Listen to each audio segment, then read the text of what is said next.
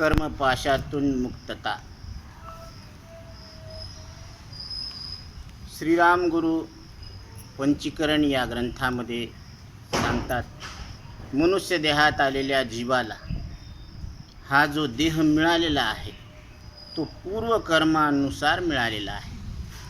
म्हणून भगवान श्रीमद भगवद्गीतेमध्ये सांगतात, कर्मानुबंधीनी मनुष्य लोकी. हे कर्म केले आणि नाथ महाराज सांगतात, केले कर्म झाले तेची भोग आले, उपजले मेले ऐसे किती. कर्म कुणी केले?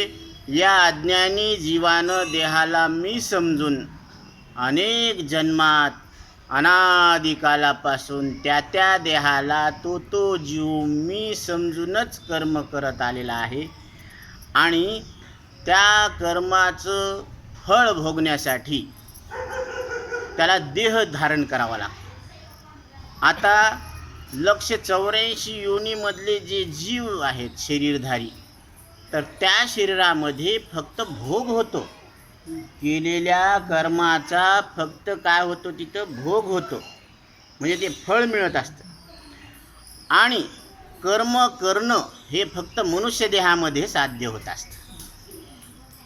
कर्म करता येतं आणि त्या कर्माचं जे फळ मिळणार आहे ते बाधित करता येतं, जाळून टाकता येतं. कर्म जाळून टाकता येते, कर्माचं बंधन जाळता येतं. हे फक्त मनुष्य देहातच घडतं. बाकीच्या देहामध्ये फक्त सजा भोगावं लागते. देहाला मी समजून केलेल्या कर्माची सजा, पाप पुण्याची सजा. जसं इथं व्यावहारिक दृष्टीनं भारताचे आपण नागरिक आहोत आणि या ठिकाणी कायदा व्यवस्था आहे. जर आपण एखादी चूक केली तर त्या चुकीचं फळ भोगण्यासाठी प्रशासन आहे. ते तुम्हाला पोलीस ठाण्यामध्ये नेते आणि तुमच्या गुन्ह्यानुसार तुम्हाला शिक्षा, तुरुंगात जा. मग तुरुंगामध्ये सगळे कैदी आणि त्याचा राखण करणारा जेलर, बरोबर आहे. तसे हे कर्माच्या बंधनात अडकलेले 184 जीव म्हणजे कैदी. आता ते काय करायले? तर आपल्या चुकीची शिक्षा भोगायला लागलेत. ते कमी व्हायली त्याची शिक्षा.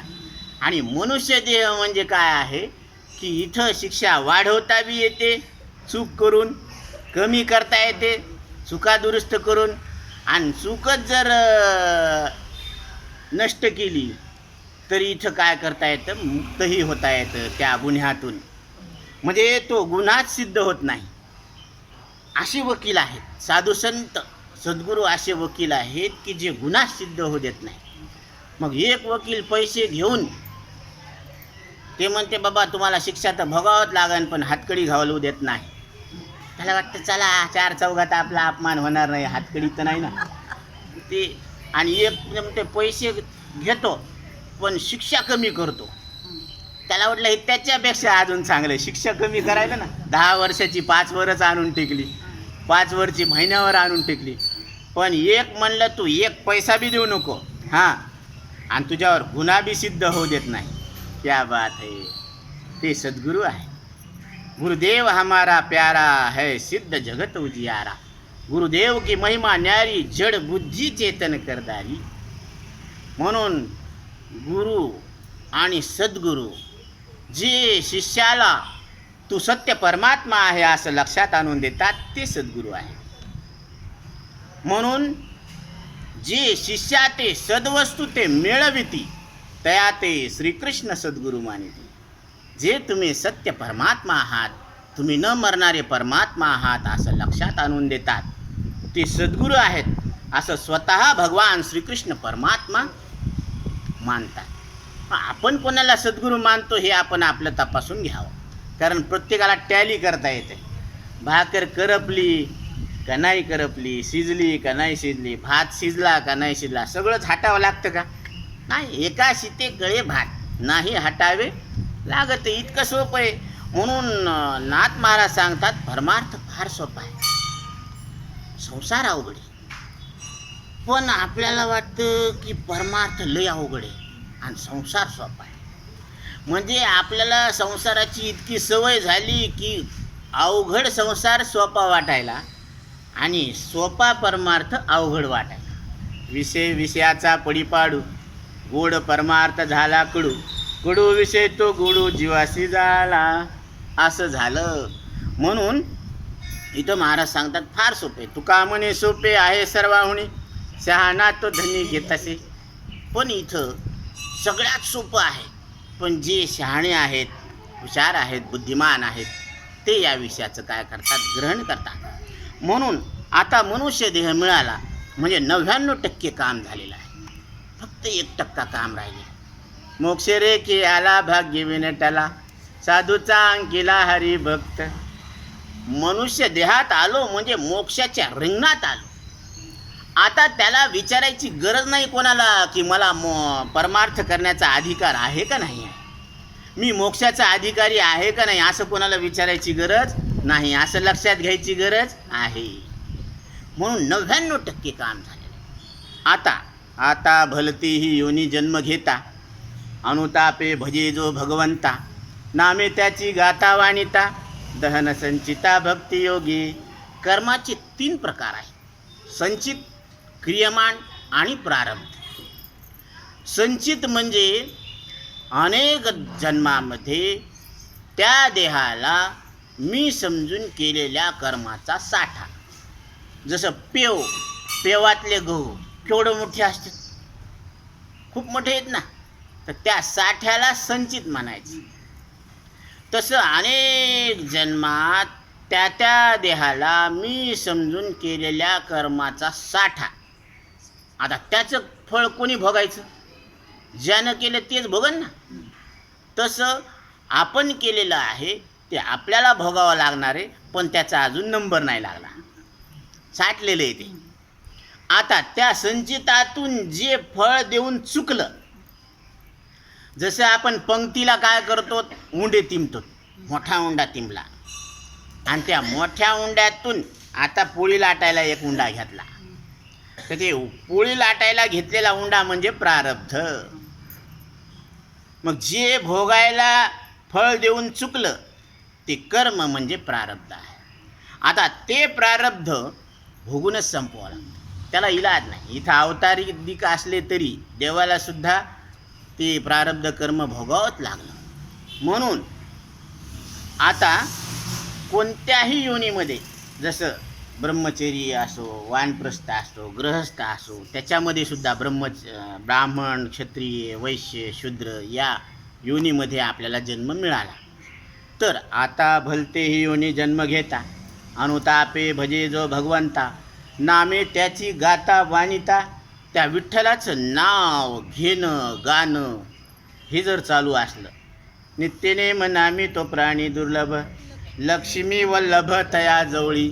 मग लक्ष्मीच्या मागं जायचं का ती ॲटोमॅटिक येते? पण कोणाला धरावं लागतं? नारायणाला धरावं लागतं. मग लोक नारायणाला धरायलेत का लक्ष्मीच्याच मागं लागले? लक्ष्मीच्याच मागं लागले. लक्ष्मी अशी येत नाही, नारायणाशिवाय लक्ष्मी राहतच नसते. म्हणून आपुला तो एक देव करून घ्यावा, तेने विन जीवा सुख नये. एरती माईके दुःखाची जनिती, म्हणजे त्याच्यापासून दुःखच उत्पन्न होणार आहे.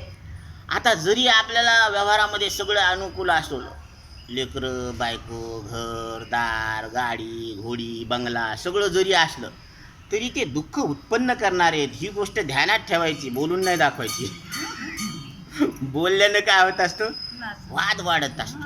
म्हणून बोलायचं नसतं, फक्त समजून घ्यायचं असतं. म्हणून व्यवहार करायचा आहे, क्रिया करावा लागते, आणि परमार्थ फक्त समजून घ्यायचा असता. कारण विचारसागरामध्ये साधू निश्चलदासजी सांगतात की ही नैष्कर्म्य सिद्धी आहे. कोणती? नैष्कर्म्य सिद्धी म्हणजे कायिक, वाचिक आणि मानसिक कर्म न करताना सहज उपलब्ध असलेली सिद्धी म्हणजे नैष्कर्म्य सिद्धी. आता पशुपक्ष्यांना हवेत संचार करण्याची सिद्धी आहे. आपल्याला उडता येतं का? आपल्याला घरून जरी इथं यायचं असलं तर पायानं चलून यावं लागतं, बरोबर आहे ना? चलून या, कुणी सायकलवर या, कुणी गाडीवर या, स्कूटीवर या. हे म्हणजे त्यांना सहज आहे. आणि आरोग्याची सिद्धी गाढवाला आहे. पहा गाढव काय खातं बरं? स्वच्छ पाणी पितं. आहे का नाही? हां हां. आणि ते जे पाणी पिते ना ते एकदम शुद्ध पाणी पिते, त्याला असं गढूळ पाणी जमत नाही, तरी त्याला लोक गाढव म्हणतात. कशामुळं म्हणतात बरं? त्याला एकही रोग आहे का? दवाखाने डॉक्टर म्हणजे माणसाचे आहेत का गध्याचे आहेत? आणि माणसं तळून परतून खायला लागलेत, तरी आरोग्याच्या दृष्टीनं कसे ठरलेत? रोगीच ठरले ना. म्हणजे खरा गाढव कोण आहे? माणूस आहे का गाढव? पण म्हणून घेतो का? म्हणलं तर राग येतं, कबूल करत नाही. आपण आपल्या चुका कबूल करत नाही. मग आपल्याला जर आपण बुद्धिवान आहोत तर मग आरोग्य आपल्याला आहे का? हे सगळे दवाखाने माणसानंच भरलेले आहेत. म्हणून बुद्धीचा वापर करत नाही, निसर्गोपचार पद्धतीनं आपण राहत नाही, खात नाही, हे का नाही? तर हे आरोग्य झालं. सौंदर्याची सिद्धी मोरामध्ये आहे. म्हणून भगवान श्रीकृष्ण परमात्म्यानं ते पीस आपल्या मुकुटामध्ये सुद्धा खवलेलं. मोर मुकुट आहे ना. तर सगळ्यात सौंदर्य मोरात आहे. तर हे साहजिक आहे. तसं मनुष्य देहामध्ये सौंदर्य नाही, ताकद नाही. कारण हत्ती के पाव में सबके पाव, हत्तीच्या पायात जे बळ आहे ते बळ बाकीच्यात नाही आहे. मग बळाची सिद्धी, ताकदीची सिद्धी हत्तीला आहे, सौंदर्याची सिद्धी मोराला आहे, उडण्याची सिद्धी पशु पक्ष्यांना आहे. आणि मनुष्य देहामध्ये विवेकाची सिद्धी आहे. म्हणून घाबरायचं काही कारण नाही.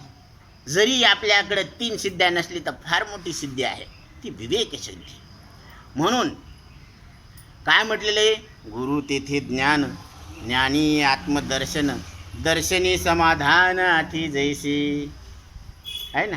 शंभूतीर्थ अंबिका, चंद्रतीर्थ चंद्रिका, संततीर्थ विवेका असण्याची कीजे. जसं शंभू म्हटलं की पार्वती माता आलीच, आणि चंद्र म्हटलं की चांदण्या आल्याच, तसं संत म्हटलं की तिथं विवेक आला. आणि साधू संत काय करतात? आपल्या विवेकावर आपल्याला जाग करतात.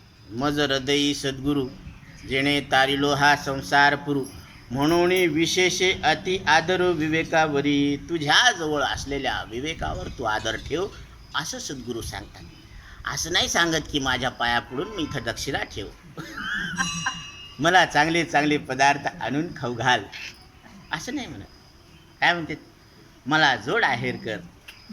नाही, तू तुझ्या ठिकाणी असलेल्या विवेकावर आदर ठेव. तुमच्या ठिकाणी विवेक आहे. कोणता? तुमच्या ठिकाणी अनित्य आणि नित्याचा विवेक करण्याची ताकद आहे. म्हणून देखे सारासार विचारिता, भ्रांती ते पाही आसारता, सारते स्वभावता नित्य जाणे. सार आणि आसाराचा निवाडा करण्याची जी बुद्धी आहे तुमच्या जवळ, त्याच बुद्धीचा उपयोग करा. आणि आसार आसार आहे आणि सार सार आहे असं ठरवा. मग पुढं त्यांनी सांगितलं की देखे सारासार विचारिता, भ्रांती ते पाही आसारता. आता मंथन केल्यानंतर लोणी सार आहे आणि ताक आसार आहे, हा व्यवहारातला सिद्धांत आहे. पण परमार्थामध्ये नित्य आणि अनित्याचा विचार करत असताना, त्या मंथनातून नित्य बाहेर काढत असताना, नित्य सत्य आहे आणि अनित्य असत्य आहे, म्हणजे भासमान आहे.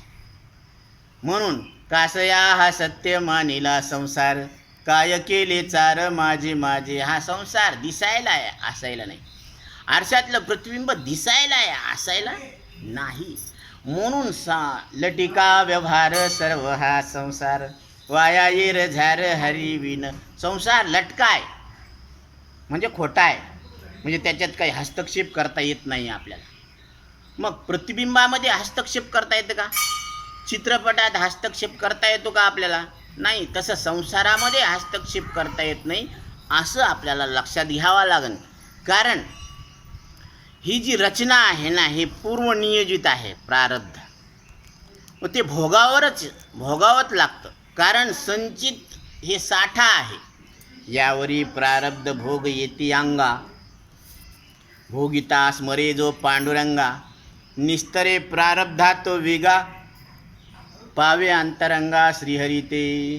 हे प्रारब्ध कर्म भोगत असताना जर आपण सतत नामस्मरण करत राहिलो, चलता बोलता उठता बसता विठ्ठल विठ्ठल विठ्ठल. हा जर ध्यास, हे जर ध्यान, हे जर जप आपला चालू असला, कारण जप नुसतं आपण पूजेपुरताच नाही करायला पाहिजे. जन्मभरीच्या श्वासा इतके मोजिले मी प्राण, बाई मी विकत घेतला श्याम. जन्मभरीच्या श्वासा इतके मी प्राण मोजले आणि विकतच घेऊन टाकलं श्याम. म्हणजे त्याच्यावर आता कोणाची सत्ता नाही, फक्त माझा देव माझा मी देवाचा, हीच माझी सत्य वाचा. मग असं आपल्याला वाटावला की देव माझा आहे, बायको माझी आहे, नवरा माझा आहे, पोरग माझं आहे म्हणा, आतून समजू नका. पण देव माझा आहे म्हणा बी आणि आतून समजा बी. क्या बात आहे. निश्चयाचे बळ तुका म्हणे तेची बळ. देव माझा आणि मी देवाचा. कारण त्या देवाला माझं म्हटल्यानंतर काय झालं? बंधन तुटले.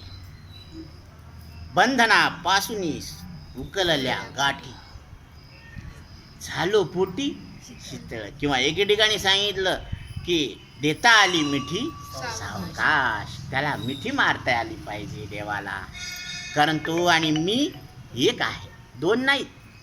जसं पती पत्नी दिसायला दोन्ही असायला एक आहे, तसं देवभक्त दोन्ही एकरूप झाले.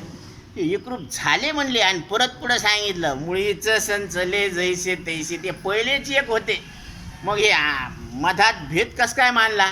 तू आणि मी कुठून आलं? तर ते म्हणले की यानंच अज्ञानानं देहाला मी समजलं आणि हे शरीराला मी माझं आणि खरं समजू लागला.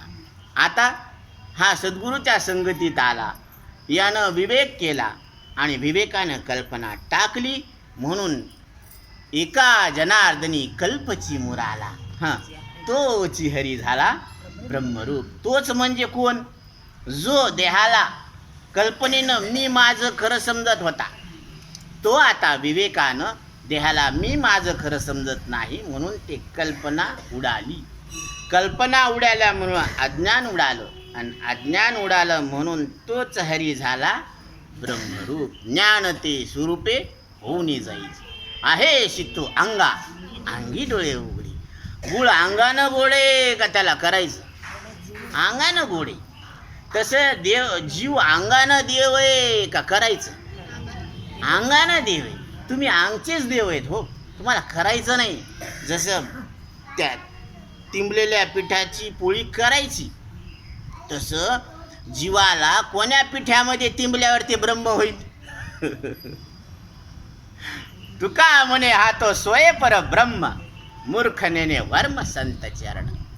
तुकोबर आहे सांगतात की हा स्वतः काय आहे? अंगानंच ब्रह्म आहे, पण मूर्ख आहे म्हणून देहाला मी समजायलो. मी मान जातीचा, वंशाचा, कुळाचा, नावाचा असा अभिमान धरायलेत ना, म्हणून हे मूर्ख ब्रह्म आहेत, मूर्ख देव आहेत. देवच आहेत पण मूर्ख आहेत.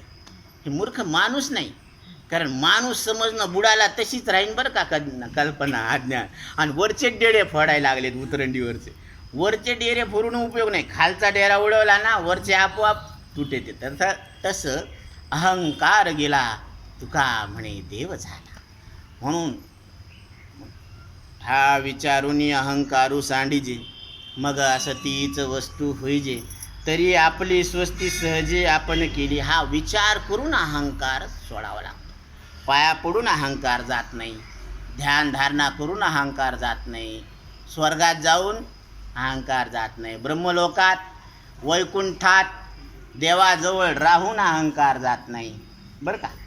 म्हणून साधू संतांच्या संगतीत विवेकानं अहंकार सोडावा लागतो. हा विचारून अहंकारू सांडीजे. अहंकार म्हणजे काय? अहम आकार, मी आकारवान आहे अशी जी अंतकरण वृत्ती आहे तिला अहंकार म्हणतात. ती वृत्ती दिसत नाही, ते अंतकरण दिसत नाही, तो अहंकार दिसत नाही आणि तुम्ही दिसत नाही. हे सगळं न दिसणारच आहे तरी चालू आहे म्हणजे कसं काय होईल? हे असंच आहे. तुम्हाला याच पद्धतीनं याच पायऱ्यानं यावं लागलं. तेनेची पंथे चालो जाता न पडे गुंता कोठे काही. आम्ही जे बोलायला लागलो ते उगच नाही आहे, हे फेक न्यूज नाही आहे, हे वास्तव आहे. हे रास्त आहे का जास्त आहे? रास्त आहे. कारण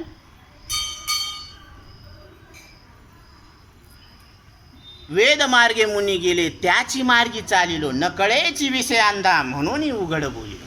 वेद मार्गानं मुनी गेले त्याच मार्गानं आम्ही चालायलो. म्हणून ज्ञानोबराय सांगतात, भाष्यकारा ते वाट पुसितो.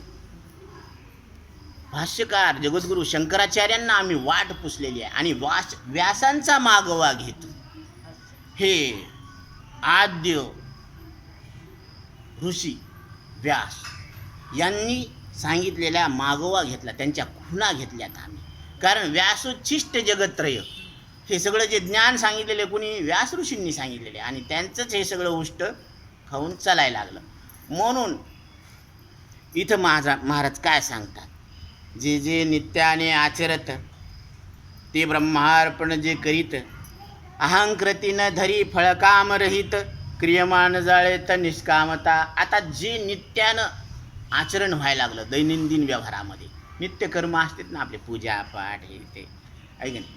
आता हे आषाढ महिन्यामध्ये ते आईचं पूजा करते, नंतर मग राखी पौर्णिमा येते है ना, बरोबर. त्याच्यानंतर आता इथून पुढे सणसुदी चालूच झाली, मग दिवाळी हे दसराच आहे का नाही. तर ह्या सगळ्या कार्यक्रमामध्ये, रोजच्या कार्यक्रमामध्ये जो देवाचं नामस्मरण करतो, हां, भोगिता स्मरे जो पांडुरंगा, किंवा जे जे नित्याने आचरत ते ते ब्रह्मार्पण जे करीत करायचं आणि कृष्णार्पण मस्त. किंवा मागं आपण असं विचिंतन केलं होतं की या देवा संध्याकाळी झोपताना म्हणायचं, देवा या शरीरानं मनानं वाणीनं जे जे कर्म झाले ते तुमच्या चरणी अर्पण करत आहे, म्हणजे कृष्णार्पण आहे ना. सकाळी उठल्यावर आता या वाणीनं मनानं शरीरानं जे जे कर्म होतील ते तुमच्या चरणी अर्पण, कृष्णार्पण. असं जर आपण आपल्या मनाला सवय लागली सकाळी संध्याकाळी, तर सगळे केलेले कर्म कोणाला अर्पण व्हायले? कृष्णार्पण. तेरा तुझको अर्पण क्या लागे मेरा, आहे का नाही. मग असं जर ब्रह्मार्पण केलं तर, आणि परत अहंकृती न धरी फल काम रहित, कंडिशन आहे. अहंकृती हे मी केलं म्हणून नाही करायचं. आता तुम्हाला सगळ्यांना आनंदाची एक बातमी आहे की आता संत शिरोमणी सावता महाराज यांचं जे ग्रंथ लेखन होतं ते पूर्ण झालेलं आहे. सार्थ सावता महात्म्य हा ग्रंथ आता लवकरच प्रसिद्धीला येणार आहे. तर त्याची DTP आलेली आहे, ती तपासून घ्यायची आणि जवळजवळ पुण्यतिथीच्या आधी आपल्या ग्रंथ हातात यावा अशी भगवंताच्या चरणी प्रार्थना आहे. आणि त्याची विशेष काय नाही, 500 रुपये किंमत असेल बहुतेक. तर प्रत्येकानं अशी मानसिक तयारी ठेवावं की तो ग्रंथ आपण घेऊन त्याचं वाचन करावं. कारण याचं जी टीका केलेली आहे ती विनायक महाराज साखरे यांनी केलेली आहे. म्हणून विचारसागराचा भरपूर भाग याच्यामध्ये चिंतनाचा आलेला आहे. आणि शेतकऱ्याला सावता महाराजांनी जे सूत्र सांगितलेले आहे ते 2 सूत्र सांगितलेले ते प्रत्येकानं लक्षात घ्यायला पाहिजे. सावता माझा प्रेमाचा सागर, शेतकऱ्याला तूच दिला धार, निष्काम कर्म करावे, नाम विठ्ठलाचे घ्यावे. 2 सूत्रे. तेने तुटे रे बंद हे भवाचे,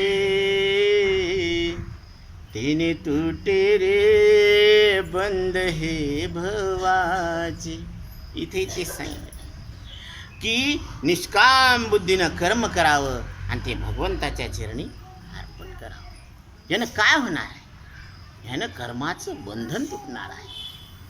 म्हणून अहंकृती न धरी फळ कामना रहित, म्हणजे केलेल्या कर्माच्या फलाची आशा न ठेवता, निष्काम बुद्धीनं ते कर्म करायचं आणि भगवंताच्या चरणी अर्पण करायचं. आणि हे मी केलं म्हणून असा अहंकार धरायचा नाही. म्हणून लिखाण झालेला ग्रंथ हे सद्गुरूच्या चरणी अर्पण. म्हणजे मी केलं म्हणून असा अहंकारसुद्धा नको. म्हणून अहंकाराचा वारा न लागो राजसा माझ्या विष्णुदासा भाविकाशी. म्हणून इथं महाराज सांगतात की याची लागी निळा म्हणे कर्मपाश तुटती येणे विठोबाच्या नामस्मरणे यातायाती चुकती.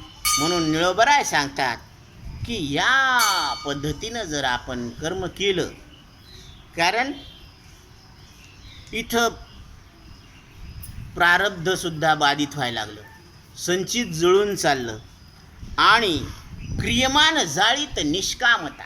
निष्कामतेनं काय फायदा व्हायला लागला तर चालू देहामध्ये, चालू रनिंगमध्ये देहाला मी समजून जे कर्म करायला लागलोत ना ते कर्म तयार होणार नाहीत आणि त्याचं फळसुद्धा तयार होणार नाही. कर्मच नाही म्हणून फळ नाही आणि फळ नाही म्हणून ते क्रियमान जळून चाललं. मग कर्म जाळायचं का पुजून ठेवायचं? जाळायचं. मग क्रियमान जाळायला लागलो, संचित जळून खाक झालं. म्हणून ज्ञानाग्नी दग्ध कर्म आणि भस्मसात कुरुते अर्जुना. हे ज्ञानाच्या अग्नीमध्ये हे संचित, क्रियमान आणि प्रारब्ध हे म्हणजे संचित आणि क्रियमान जुळून खाक होतं, प्रारब्ध उरतं, ते बाधित ठरतं, ते फक्त भोगून संपवावं लागतं. अशा पद्धतीनं विठ्ठलाच्या नामस्मरणानं जन्म मृत्यूसुद्धा चुकवता येतात. आणि हे कुठं घडतं? ते फक्त मनुष्य देहात घडत असतं. म्हणून मनुष्य देह म्हणजे काय आहे? टच स्क्रीनचा मोबाईल आहे. आणि बाकीचे 184 जीव म्हणजे काय? साधे मोबाईल आहेत. याच्यात दिसत नाही. टच कर का काही बी कर, किती घास तिथं कळतच नसतं. अपवाद आहे शुकाचार्य, गरुड आहे का नाही, अपवाद आहेत काही काही, पण ब्रह्मज्ञान होत नाही. म्हणून या देहामध्ये बरवे झालो आलो या जन्माशी. बरं झालं देवा या मनुष्य देहात आलो, कारण मनुष्य देह म्हणजे ब्रह्मज्ञानाचा काय आहे? खजिना आहे, खजिना. शरीर उत्तम चांगले, शरीर सुखाचे घोसुले, शरीरे साध्य होय केले, शरीरे साधिले परब्रह्म. याच शरीरानं येण्याची शरीरे, शरीरा येणे सरे, किंबहुना येर झारे चिरापडे. या शरीरानं शरीराला येणं संपवता येतं, म्हणजे त्याला ब्रेक लावता येतं. क्योंकि सास भी कभी बहू थी आफ्टर द ब्रेक सिरियल. तसं आपल्या जन्ममृत्यूला करती ब्रेक लावायचं का नाही? म्हणून आचार्य सांगतात पुनरपि जननम पुनरपि मरणम पुनरपि जननी जठरे शयनम इह संसारे खलु दुस्तारे भज गोविंदम भज गोविंदम भज गोविंदम मूढमते. मूढा म्हणजे अरे मूर्खा. बघा संस्कृत भाषा कशी आहे, सोपडी आहे, लागत नाही. आणि मूर्खा म्हणलं की काय होतं? सोंबत येते ठेसा. आता चटणी अशी चाटायची असती का अशीच बोकणी मारायची असते? ती चाटायची असते. तसं संसार चाटायचा आहे, पण आपण चाटायला घेतो का सगळे बोकणेच मारायला लागलो. म्हणून 184ची काय लागली? हागवण लागली. शरीर म्हणजे काय? काळानं ओकलेलं आहे.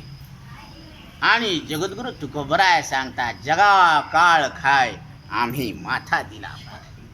ज्या जगाला काळ खायला लागला त्या काळाच्या माथ्यावर आम्ही पाय दिलेला आहे. म्हणजे काळाला जिंकणारे, जगा काळ खाय आहे ना, आणि त्याच्याही माथ्यावर पाय देणारे आणि त्याच्या माथ्यावर पाय देऊन नृत्य करणारे कालिया मर्दन.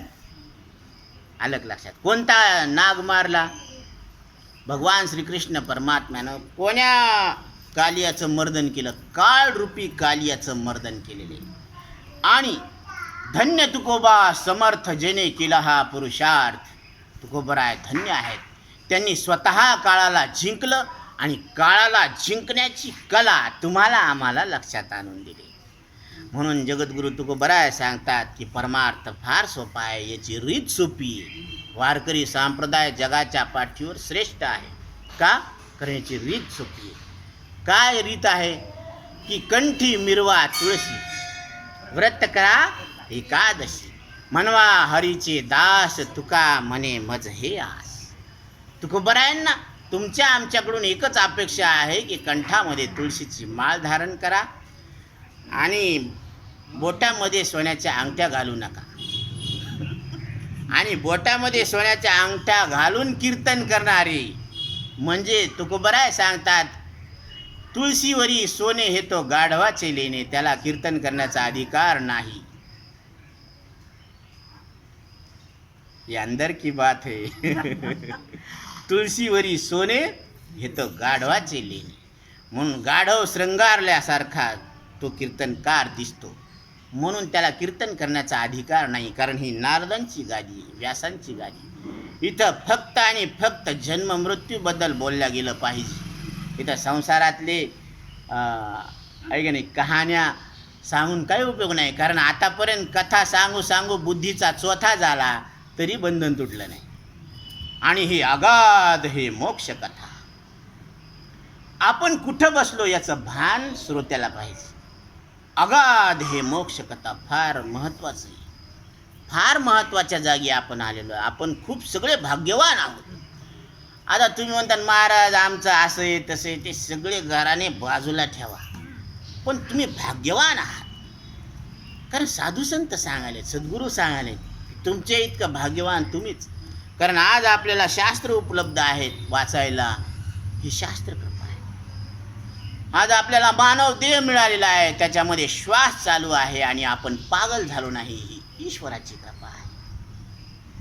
आपल्याला तुम्ही न मरणारे परमात्मा आहे, तत्वम अशी ते ब्रह्म तू आहेस असं सांगणारे सद्गुरू गुरुवर्य बापूराव महाराज परतूरकर उपलब्ध आहेत. म्हणजे सद्गुरूची कृपा आपल्यावर आहे.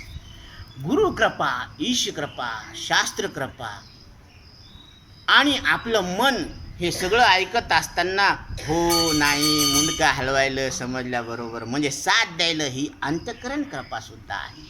आता कोणती कृपा राहील? म्हणून ज्ञानोबराय सांगतात की तरी आपली स्वस्ती सहजे आपण केली. आता तुम्हीच तुमचं कल्याण करून घ्या. आता इतकं सगळं सांगणारे, तुम्हाला प्रमाण देणारे ग्रंथ आहेत, म्हणजे प्रूफ आहे तुमच्याकडं, तरी यायचा निश्चय होईना. याला काय अडचण यायला लागली? आगा पै पंडू कुमरा इता स्वरूपाच्या घरा करीतासे आडवारा विश्व भासुजो. आपल्या स्वरूपाच्या घराला येत असताना अडचण काय असेल तर हे नाही का, देहाला मी समजतेत, माझं समजतेत, खरं समजतेत एक, देवाला स्वतःहून दुसरा समजतेत दोन, आणि तिसरं जगाला बी सत्य समजायला लागले. या अडचणी चिंतनातून दूर झाल्या तरी यायचा निश्चय होणं काय अडचणी. आता ते पहिले राजवाड्यामध्ये अशी परंपरा होती, सनई वाजवायची राजाच्या दरबारात, सनई वाजवायची. आता पहिले जुने लेकरं माणसं वाजवत होते. आता नवीन पिढी आली तर ते म्हणले सूट बूट में आया का नाही या बँड बजाने. ते म्हणे राजाच्या दरबारात आणि पुंगी आपण तर कतही वाजवणार नाही. ते म्हणलं बाप, म्हणलं मी आज्या पंजा परंपरा चालू आहे, तू वाजवत कसा नाही? आताचं पोरग आहे तू, त्याला असं नाही का कसं येत नाही, तू त्याला असं बांधून नेलं चार चौघांनी, राजाच्या दरबारात प्रस्तुत केलं. ते म्हणे तू जर नाही वाजवलं तर तुला देहदंड भोगावं लागन. ते म्हणे वाजवायचंच नाही आपल्याला. त्याला बांधलं सगळ्यांनी, त्याच्या तोंडात पुंगी घुपसली. आता ते वाजन कधी फुकलं तर. आता हे म्हणलं झालं का तुमचं बांधणं करणं इथनं आणणं इथपर्यंत ठीक आहे, पण फूक मारणं या पठ्ठ्याचं काम आहे. ते म्हणले मानलं गडे याला. तसं तुम्हाला सगळ्याला बळत बळत बळत सगळीकडून ढकलून इथं आणलं. सांगणारे संत उपलब्ध आहेत, सगळं व्यवस्थित आहे, अनुकूल आहे, तरी निश्चय होईन का? कारण ते म्हणले निश्चय करणं या पठ्ठ्याचं काम आहे. तुम्ही किती ओरडून सांगा ना. बरं का? म्हणून इथे कोणाचे काय बा गेले, ज्याचे त्यानेच अनिहित केले. इथं येऊन सुद्धा आपण आपली जिद्द, आपण आपला मूढपणा जर नाही सोडला, जर कल्पना नाही सोडली तर नुकसान कोणाचं आहे? ज्याचं त्याचंच आहे. म्हणून आपल्या दुःखाला कारण दुसरे आहेत असं बळच तुम्ही दुसऱ्यावर ढकलून देऊ नका. तुका म्हणे माझे तुम्हा संतावरी येऊच. म्हणून गुपचूप संताला शरण जायला पाहिजे. संताला शरण जाणं म्हणजे सरेंडर करणं. आता आपण आपल्या मनानं पडोनी राहीन ते ठाई, ओगीच संताची ये पायी. न बोले न करी काही, मनानं काही बोलणार नाही, करणार नाही, आणि हातानं काही क्रिया करणार. जे सद्गुरू सांगते तेच करणार, तेच वाचणार, तेच पाहणार, तेच लिहिणार. असं म्हणून तनु म्हणू जीवे चरणाशी लागावे, अगरवता करावे दास्य सकळ. आणि आपल्याला वाटत असेल की अशी सद्गुरूची सेवा किती महिने करावं, कारण सनत कुमार, सनंदन आणि सनकादिक यायला उपजतच ज्ञान होतं. ब्रह्मदेवाचे मानसपुत्र येत नाही. आणि हे सनत कुमार आपलं तत्वदृष्टी, तर्कदृष्टी, आदृष्टी सद्गुरूकडे आले तर 6 महिने सद्गुरू बोललेच नाही. किती कडक परीक्षा होती. आता तर तसं नाही. महाराजाकडे आपण गेलो की ते म्हणजे पडा, अर्धा तास विश्रांती झाली की हां बोला, काय विचारायचं तुम्हाला, लगेच सुरू. म्हणजे सद्गुरू दयाळू आहे आणि आपल्याला सांगण्याची तळमळ आहे.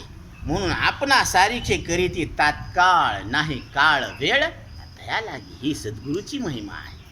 म्हणून आपल्या हृदयामध्ये सद्गुरूला स्थान द्यायला पाहिजे. असं याची लागी निळा म्हणे. कर्मपाश तुटती येणे, हे कर्माचं बंधन तुटत असतं. विठोबाच्या नामस्मरणे यातायाती चुकती. विठ्ठलाच्या नामस्मरणानं हे जन्म मृत्यूचं चक्र तुटत असतं.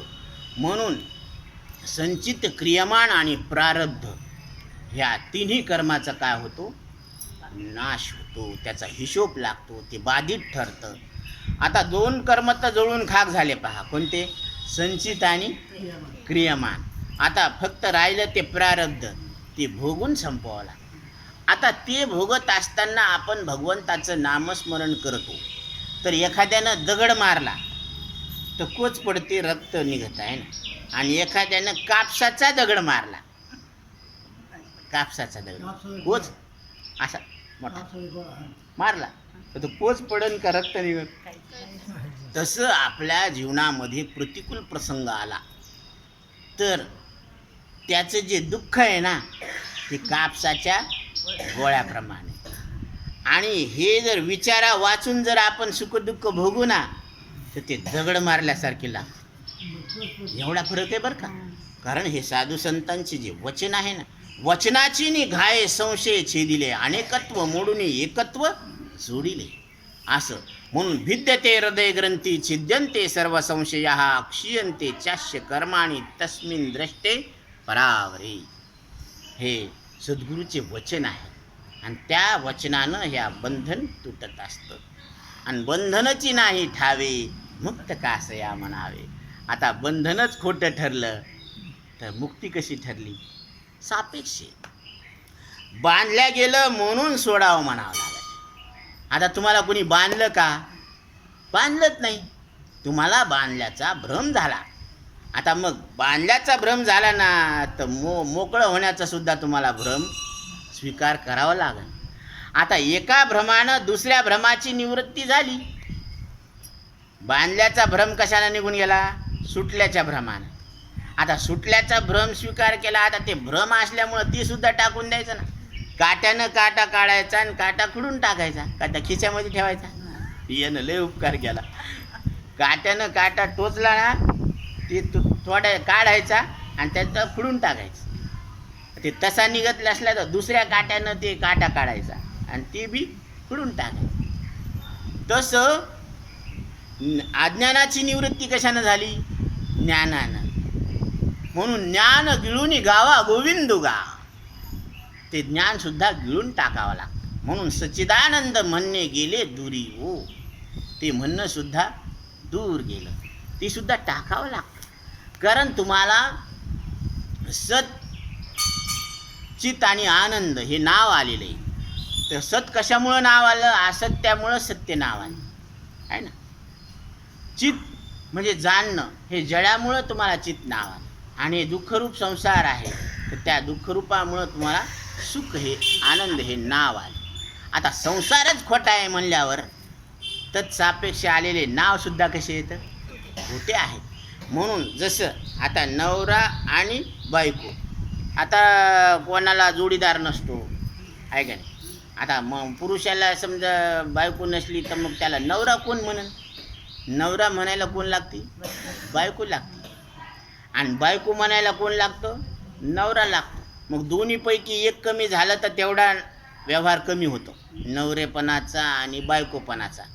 पण दोन्ही नसले नवरा बायको तर हे पुरुष नाही का व्यवहारामध्ये. मग नवरेपणाचा व्यवहार जर करून घ्यायचा असला तर प्रकृतीचा स्वीकार करावा लागतो.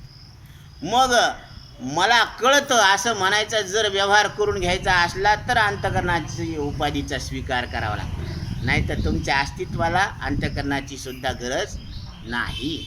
म्हणून ते केवळ अस्तित्व म्हणजे ब्रह्म, आणि ते तुमचं आमचं सगळ्यांचं एक स्वरूप आहे. एका जनार्दनी एकपणे उभा चैतन्याची शोभा शोभत असे. हे जड रूपानं, जीव रूपानं, देव रूपानं, संत रूपानं कोण नटलेलं आहे, एक परमात्मा नटलेला आहे. म्हणून ते तुमचं आमचं सगळ्यांचं स्वरूप आहे. आणि ते आपल्याला इथं लक्षात घ्यायचं आहे. आता आपल्याला आज